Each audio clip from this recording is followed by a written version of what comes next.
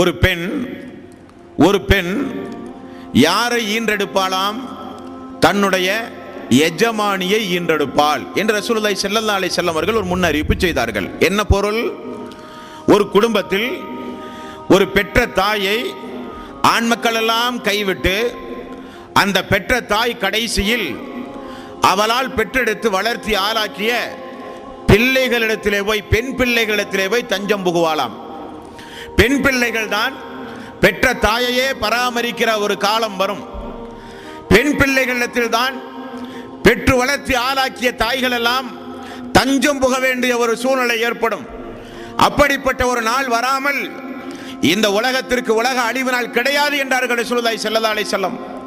சாதாரணமாக இன்றைக்கு பார்க்கிறோம், பெற்று வளர்த்தி ஆளாக்கிய பெற்றோர்கள் எல்லாம் பிள்ளைகளின் மூலம் விரட்டி அடிக்கப்பட்டு முதியோர் காப்பகம் என்று அரசாங்கத்தின் மூலம் இன்றைக்கு பாதுகாக்கப்படுகிற கொடுமை உண்டுமா இல்லையா? எல்லா நாடுகளிலும் எல்லா மாநிலங்களிலும் உண்டு முதியோர் காப்பகம். இந்த காப்பகத்திற்கு என்ன வேலை? குடும்பத்தில் இருந்து விரட்டி அடிக்கப்படுகின்ற தாயையும் தந்தையையும் பாதுகாப்பதற்கென்றே ஒரு காப்பகம். அல்லாஹ் சொல்லுகிறானே, சிரமத்திற்கு மேல் சிரமப்பட்டு கஷ்டத்திற்கு மேல் கஷ்டப்பட்டு உன்னை வளர்த்தி ஆளாக்கி அவர்களை சீ என்று கூட நீ சொல்லிவிடாது. 17வது அத்தியாயத்தில் அல்லாஹு தஆலா நமக்கு போதிக்கிறான், உன்னுடைய பெற்றோர்கள் மிகுந்த சிரமப்பட்டு உன்னை வளர்த்தி ஆளாக்கினார்கள். இரத்தத்தை பாலாக உனக்கு தந்தார்கள். அவர்கள் கருவில் உன்னை சுமக்குகிற பொழுது எவ்வளவு சிரமப்பட்டார்கள், எவ்வளவு கஷ்டப்பட்டார்கள்.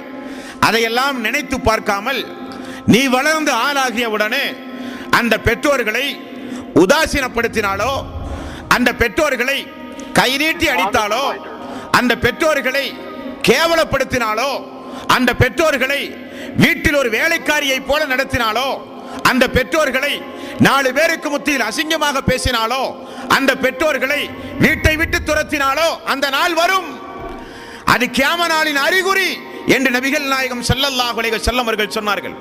ஆகவேதான் தாயின் காலடியில் சொர்க்கம் உண்டு என்றார்கள். தாய்க்கு செய்கிற பணிவிடையின் மூலம் நீங்கள் சொர்க்கமே செல்லலாம்.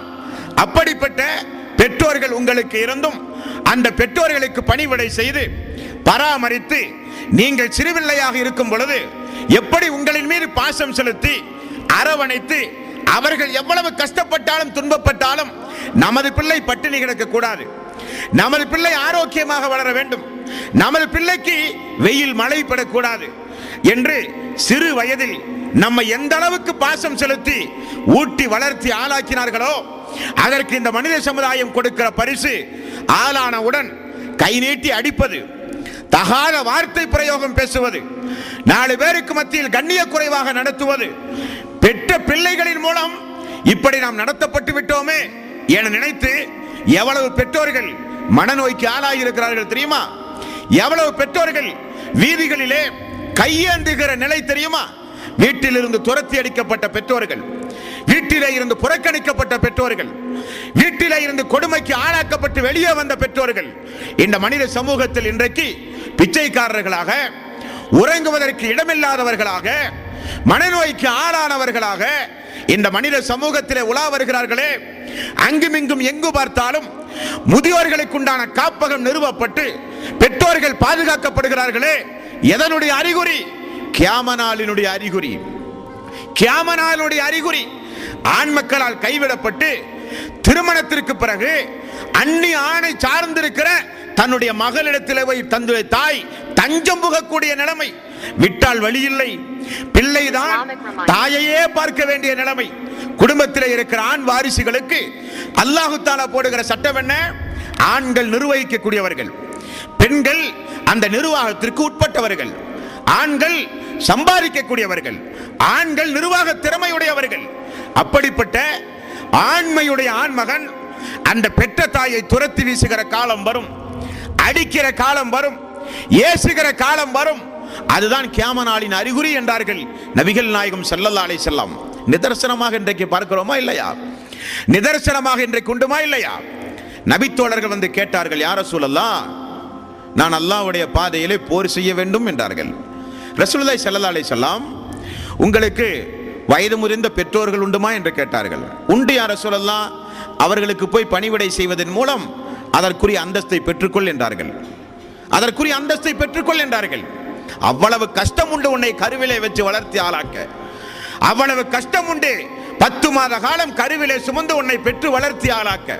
அல்லாஹுவே திருக்குரானில் தாய்க்கு நீ பணிவிடை செய் என்று சொல்லும் பொழுது அல்லாஹ் பயன்படுத்துகிற வாசகம் தெரியுமா?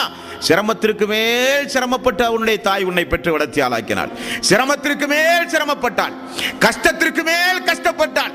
உண்ண முடியாது, உறங்க முடியாது, உண்ட உணவெல்லாம் குமட்டி வாந்தி எடுக்கிற கொடுமை, பச்சை மருந்துகளை எல்லாம் உனக்காக வேண்டி இனிப்பாக உண்டு வாழ்ந்த ஒரு தாய். அந்த தாயை எட்டி உதைத்தினால் விளங்குமா? அந்த தாயை வீட்டை விட்டு துரத்தி அடித்தால் கியாமத் வராதா? அந்த தாயை தெருவிலே உலாவ விட்டால் அல்லாஹ் விடுவானா? ஆகவேதான் அன்றைய கால சஹாபாக்கள் எல்லாம் அந்த தாய்க்கு அளப்பெரிய மரியாதை கொடுத்தார்கள். தாய்களுக்கு அந்த அளவுக்கு கண்ணியம் கொடுத்தார்கள்.